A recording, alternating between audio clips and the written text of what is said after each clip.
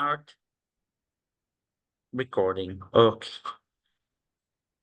Welcome everybody to our DMG weekly seminar series. Today we are very happy to host Professor Stephen Toole from Aberystwyth University in the UK. Stephen is based in the Department of Geography and Earth Sciences at Aberystwyth University in Wales, UK. He graduated with a Geography Bachelor from the University of Southampton in England and completed a PhD at the University of Wollongong in Australia. Following a short period as a temporary lecturer at the University of Nottingham in England, he undertook postdoctoral work at the University of the Witwatersrand in South Africa, and then joined DGES in April 2000.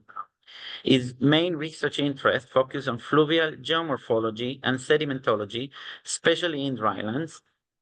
Research teams include branching rivers, floodplains, and floodouts, wetlands and drylands, channel vegetation interaction, bedrock influences rivers, control on gully erosion, long-term fluvial landscape development, and paleoenvironmental changes, and the use of drylands on Earth and as analog for Martian surface environments.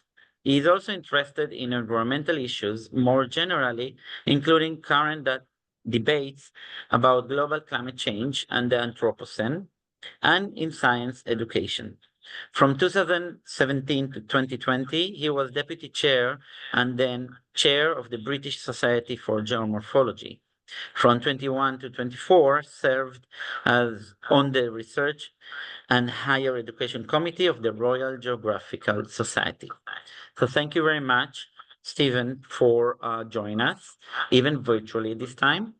And today he's going to talk with presentation entitled, "To what extent can we attribute accelerated landscape changes to human activity? A cautionary tale from the drylands of the South African interior." Thank you very much, Stephen. The podium is yours. Okay, thank you very much, Nicholas, for inviting me to talk to you today and for the introduction, and thanks to all of you for attending.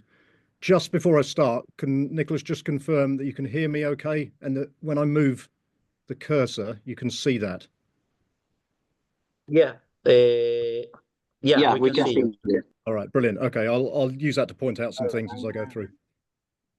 Okay, so yeah, thanks for the invite. I was slightly apprehensive when being invited to speak to a Department of Marine Geosciences, for although I've got research and teaching interests in pretty much everything in geoscience, the vast majority of my published research has been in dryland continental interiors, well away from any direct marine influence. This includes what I'm going to talk about today. But Nicholas assured me that the department and wider school is very interdisciplinary, and that you collaborate with a lot of scientists from other faculties such as archaeology. So hopefully the theme of today's talk will have wide appeal. And that theme is the erosion of the South African land surface, principally lake quaternary, hill slope and valley bottom soil and sediment erosion. Now, at the outset, I should acknowledge my co-workers, three of whom are on the slide here.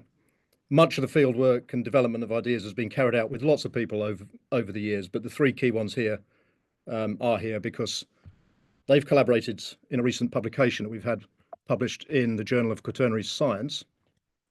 And if you're interested in what I say today, you can read that publication afterwards for a lot more detail. In a nutshell, this publication has its origins a quarter of a century ago when I first went down to South Africa to take up a postdoctoral placement with Terence McCarthy, better known as Spike McCarthy. And I'd gone down there to investigate alluvial sediments along some of South Africa's interior rivers.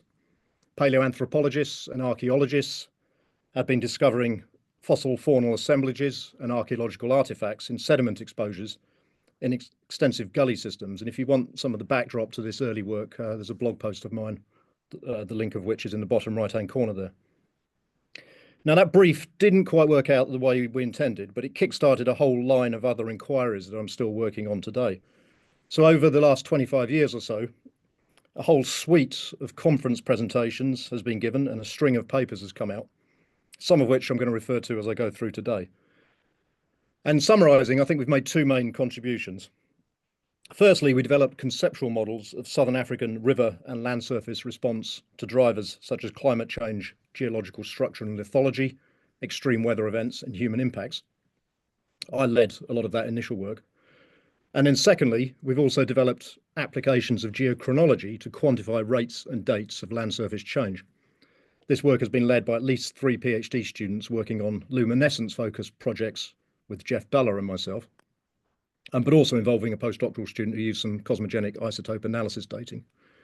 But the key person in this talk really is Richard Lyons, first author on the JQS paper, who was a PhD student of mine from 2009 to 2012. And his work really added the key timelines to the conceptual models that we'd been developing. Now, some of Richard's work never got published because he left academia not long after 2012. And then various things have happened, COVID hit, and a lot of momentum with this project was lost.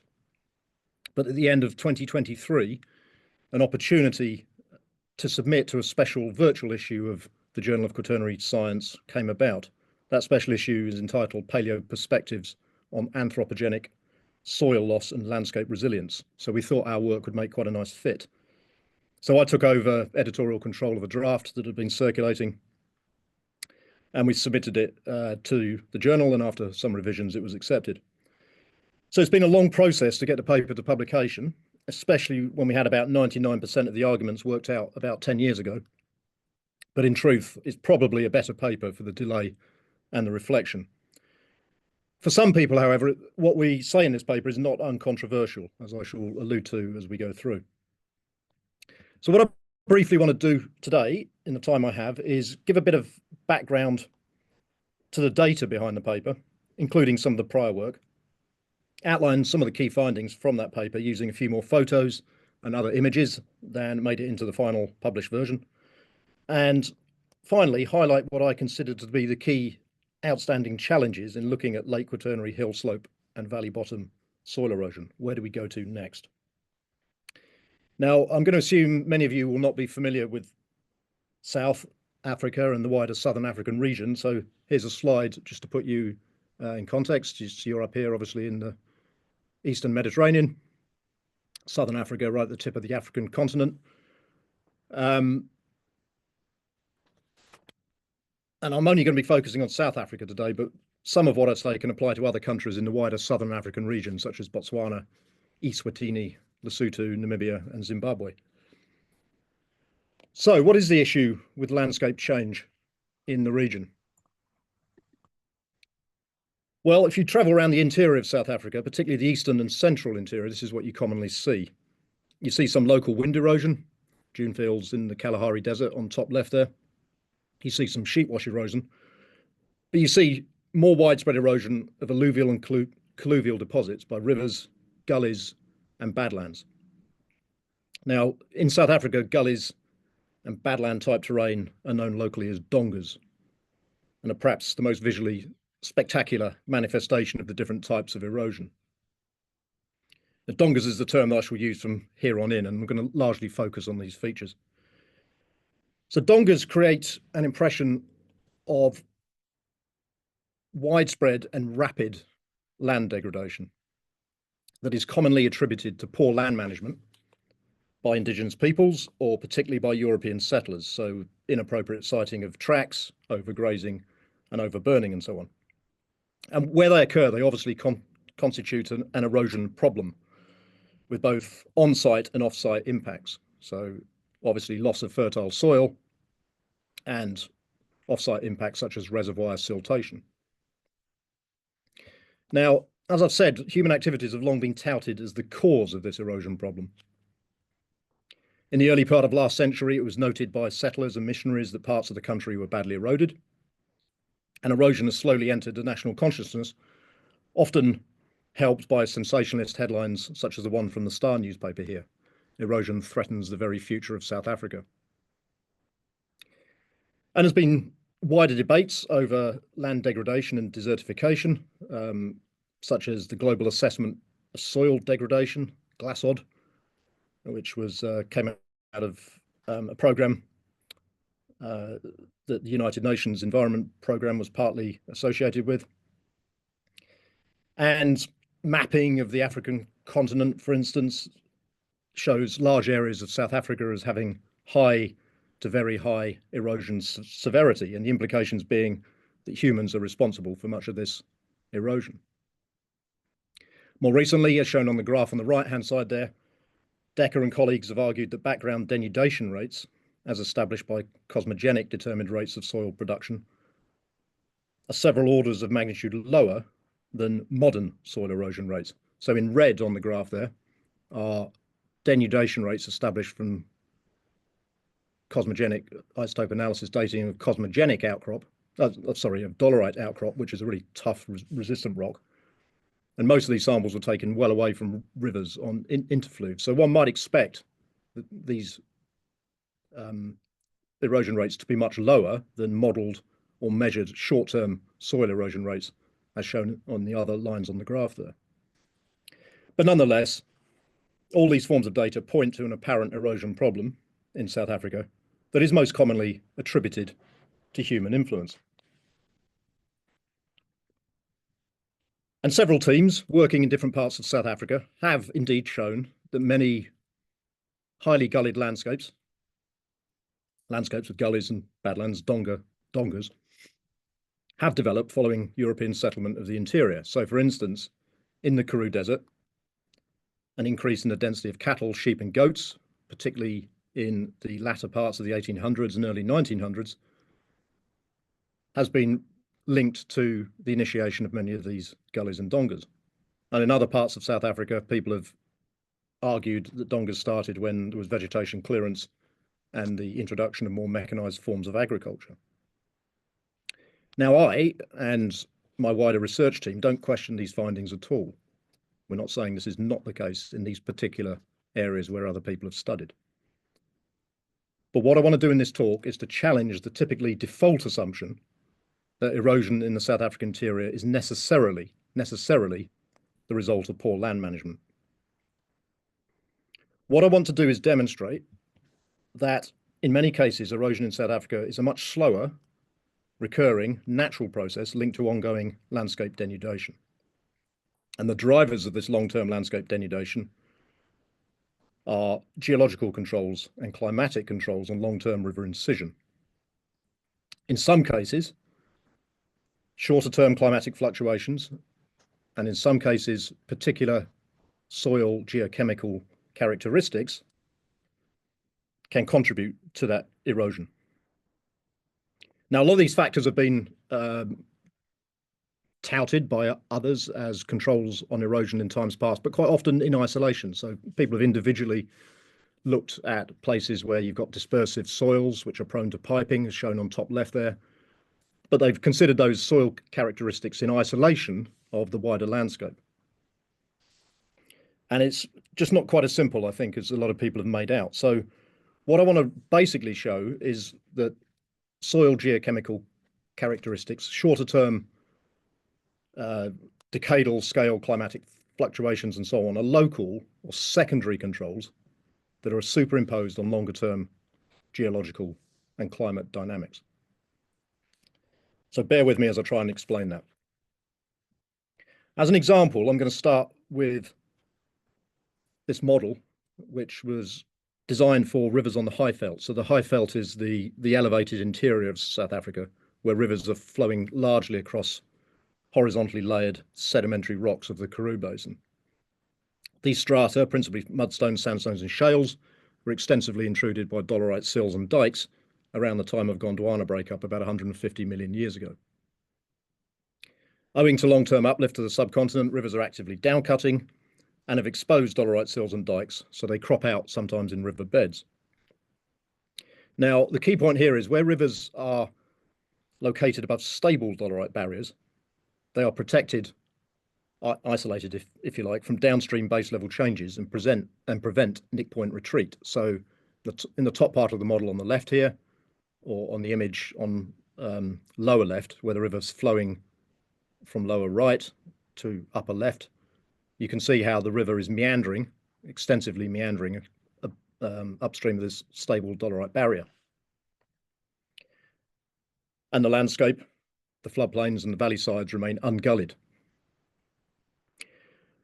But where formerly protective barriers have been breached, this creates a fall in local base level for the upstream reaches. And as shown here on the lower right, nick points can then track upstream into the weaker sedimentary rocks. Channels in size, floodplain wetlands desiccate, and dongas initiate on the steepened channel banks and work their way back into the floodplains and the valley side colluvial deposits. So here we have a case of geologically controlled long temporal sequence where we have a natural cycle of floodplain wetland formation and then destruction by donga erosion. So in this kind of setting, at this kind of time and space scale, donga erosion has nothing whatsoever to do with human activities. It hasn't even got all that much to do with climatic changes or short-term extreme weather events or soil characteristics. It's geologically, or if you like, geomorphologically controlled erosion. So in view of all the factors I've mentioned so far, how do we start to put this together?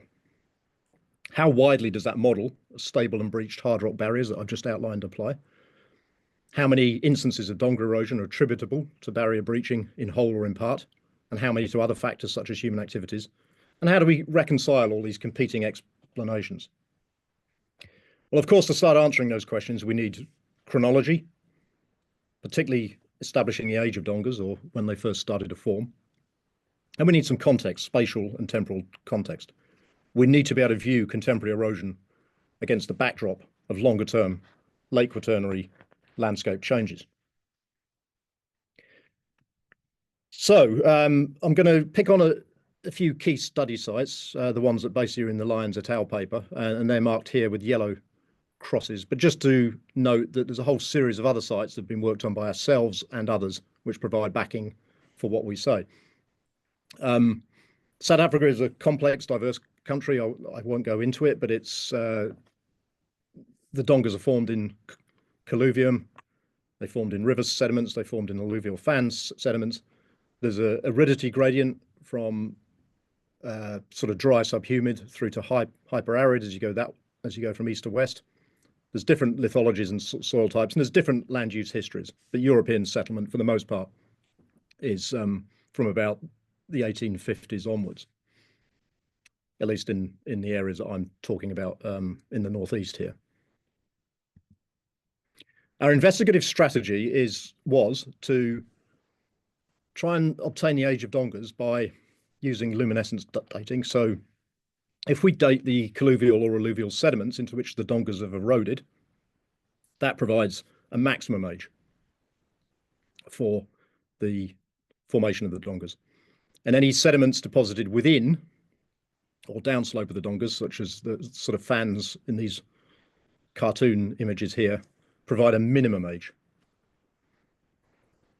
We can also look for evidence of former dongas in the sedimentary exposures. So there's an example of a cut fill sequence here. That's a former cut and then a fill. That's what we would call a paleodonga.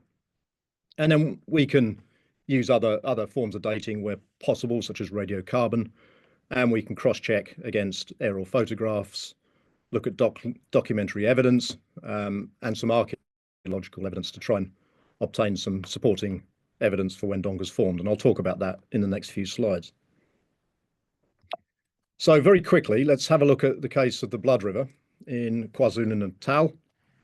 This is a river that flows from north to south. And in the upper part of the valley here, we have three large-scale dongas, so North Donga, Middle Donga, and South Donga on the valley side. These are discontinuous dongas, so they're entrenched, and fans are formed at the downstream end of the dongas on the margins of the floodplain of the Blood River. And European settlement in this region was from about 1880 onwards. Here's some examples of the sediments. So not a brilliant satellite image, that one. I'll just lighten the screen slightly, you might be able to see it better, but there's North Donga, Middle Donga, and South Donga. These are an example of some of the sediment exposures that we see, 15, in some cases 20 meters of sediments with various paleosols within. And we can sample the topmost layers, such as here, for instance, to obtain a maximum age for Donga formation. And also we extensively augured some of the fans to obtain samples to get the minimum age.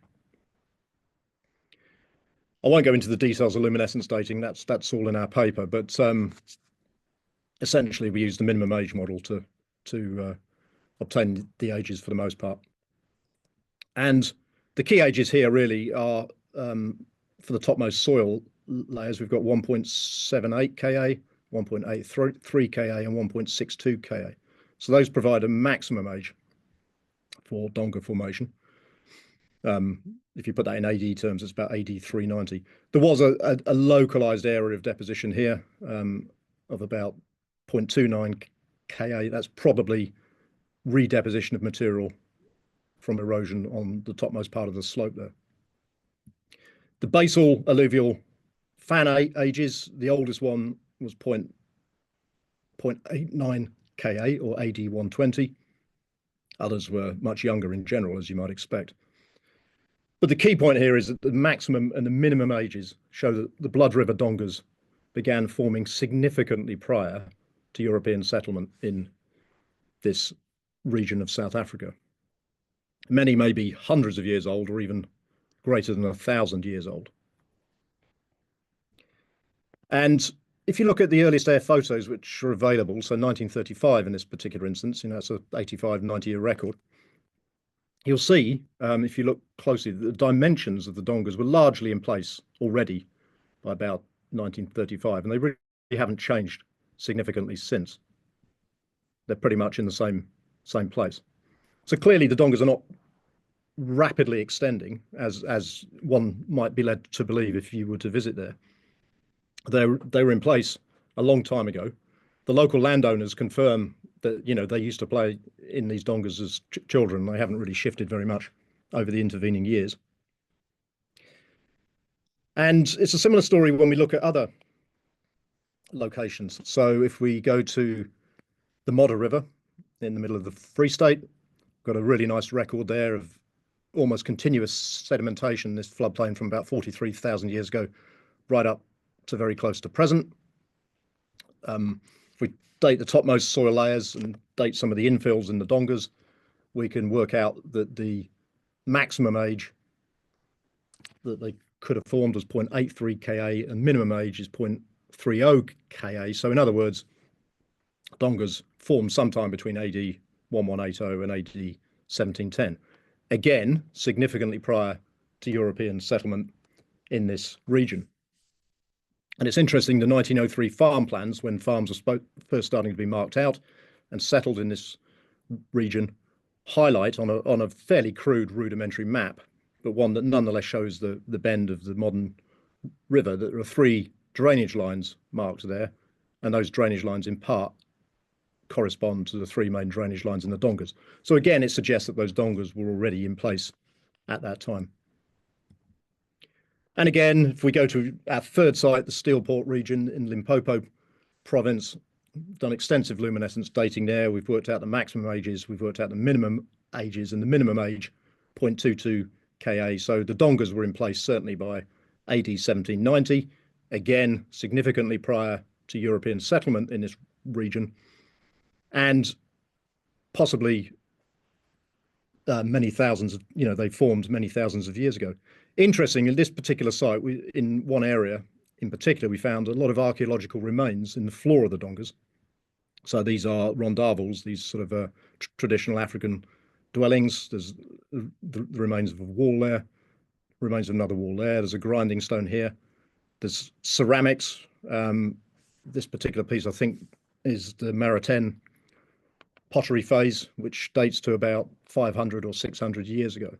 So it looks like the Iron Age peoples in South Africa, the indigenous Iron Age peoples, were living on the floor of Dongas, suggesting that the Dongas had formed significantly prior to their arrival into the region.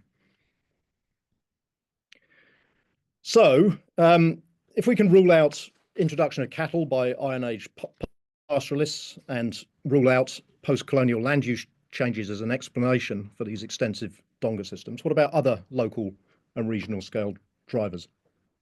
What about hard rock barrier breaching? What about long-term climate change? What about decadal scale climate fluctuations and soil geochemical characteristics?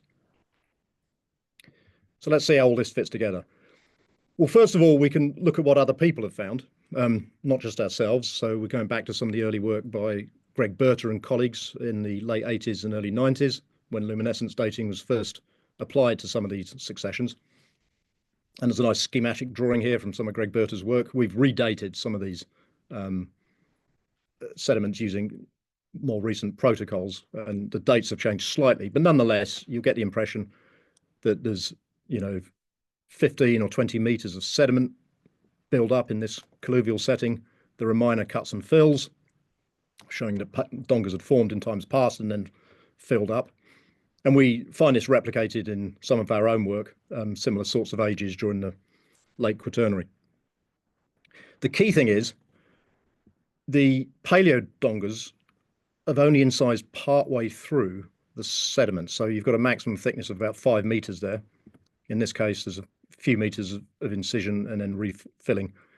The contemporary phase of erosion, which is significantly deeper, 10, 15, 20 meters of erosion, in some cases going right into bedrock, appears to be unique in terms of its magnitude in the context of the late Quaternary record.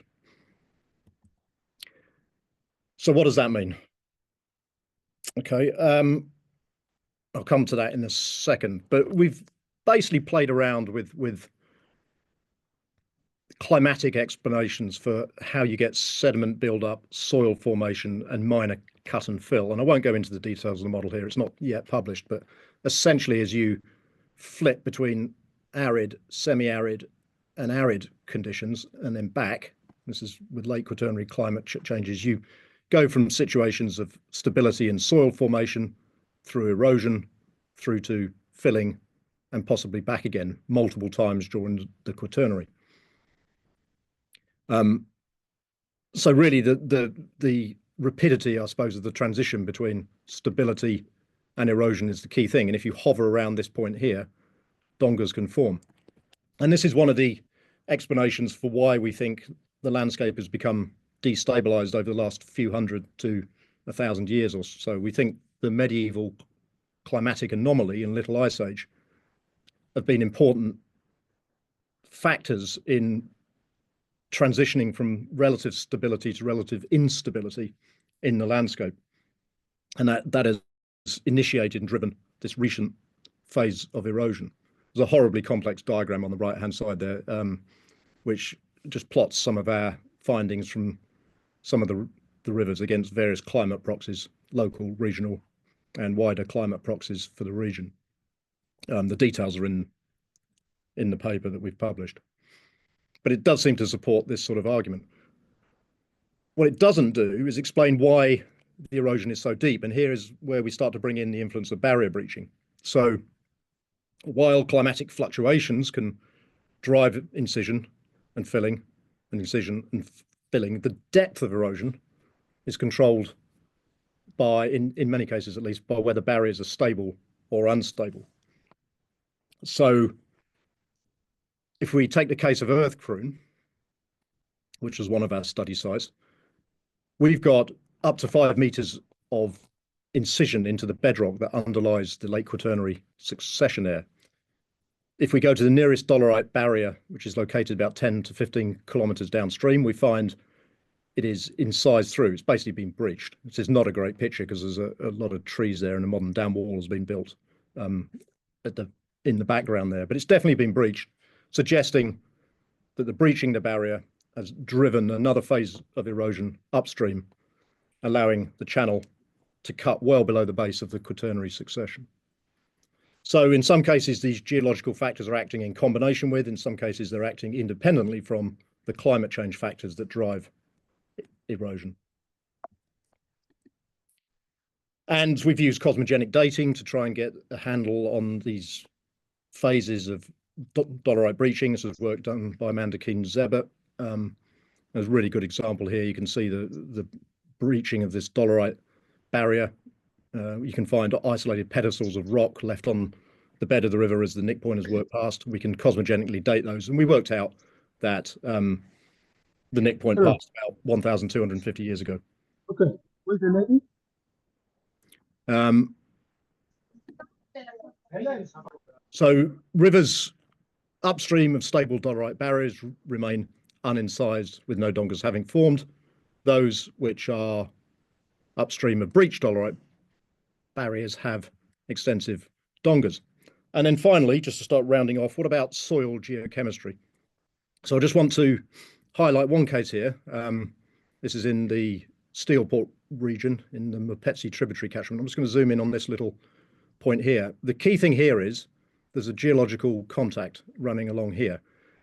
To the northeast, north and northeast, these are quartzite rocks of the Transvaal supergroup. To the left, or the west and the south, are mafic rocks of the Bushveld complex.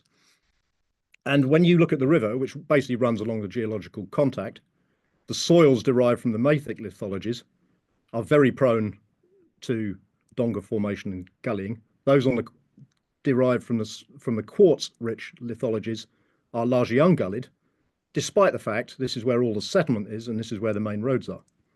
So in this case, human activity seems to have had zero impact whatsoever on the propensity for gullying. It's all down to soil geochemical characteristics. So the key take-home messages then, as I start to draw to a close, dongas cannot be assumed to represent an unequivocal signature of accelerated landscape change resulting from human activity. Some have been initiated by human activity, others not. In some instances, we need to view donga formation in the context of long-term natural denudation. And each region basically has to be assessed on a case-by-case basis, preferably with dating control. In fact, you need dating control to really put erosion in appropriate spatial and temporal contexts so you can reconcile competing explanations for erosion.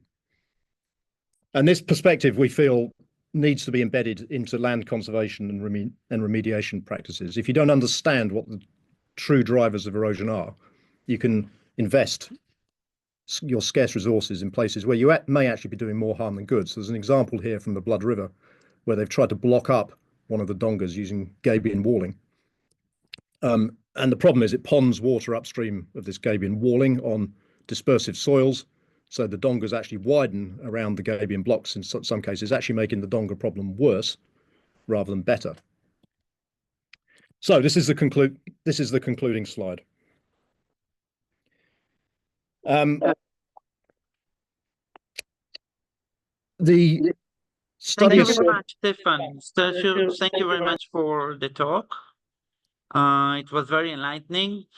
Basically because also our students are not so much open for fluvial geomorphology and dongas, so it's really good for them to be exposed for that. So thank you again. And I open for the podium for discussions and questions from the audience, if any. Just jump in because I don't see all of you. So just, okay, there is a hand over there. Yeah, hi. Can you hear me? Yep. Yep. Yeah, hi. First, thank you very much. That was fascinating talk, really. It's nice to go out, you know, to go inland sometimes and not marine all the time. But I was wondering when you talk about land use, because when I saw the presentation, I have to admit, it seems like a rather deserted these areas. And you talked about land use. So do you mean mainly dams, or do you mean that there were other activities, you know, human activities on these areas? Yeah, good question. Yeah, the areas we've mainly been working in, the main land use is cattle grazing. There is sheep grazing in some parts of South Africa, but where the main sites we were working, it's largely cattle grazing. Now that might be commercial ranching, commercial cattle grazing, or it might be subsistence cattle grazing by native populations. There are dams on some of the rivers, but not in the particular, well, not in the immediate vicinity of the locations I was talking about. So yeah, land use is cattle grazing, sheep grazing principally. There are some arable forms of agriculture as well, but not close to the sites that we were working on. If that answers your question. Okay, thank you very much. Somebody else has a question? Okay.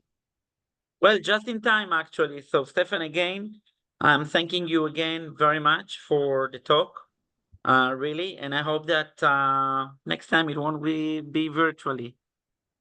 Yeah, well, let's hope. I was going to make the point here, some of you wondering what the heck the elephant is doing on the slide. The study of soil erosion in South Africa is a bit like the sort of three blind men who are individually examining the side of an elephant, and one blind man says, "Oh no, it's a tree." The other one says, "No, I'm examining a wall," and the other one says, "I'm examining a snake." It's a bit like people in South Africa, have tried to explain dongas and gullies all as a result of human activity. Some people have said, "Oh, they're all the result of soil geochemistry." Some say they're all down to weather or climate. I think we need to step back and look at the bigger picture to get the complete picture, and that's basically what my talk was about. It's actually true for many, not only for dongas. Indeed, it can be that analogy can be applied to many things. Yeah, absolutely. Great way to finish the talk, really. But thank you again. And if you wish, I will keep you informed about our future seminars. Yes, please do. Yep. Okay. Thank you again. And thank you, everybody. Thank you. And see you next week. Thank you. Thank you very much. Bye. Thank you Bye. so much. Thank you.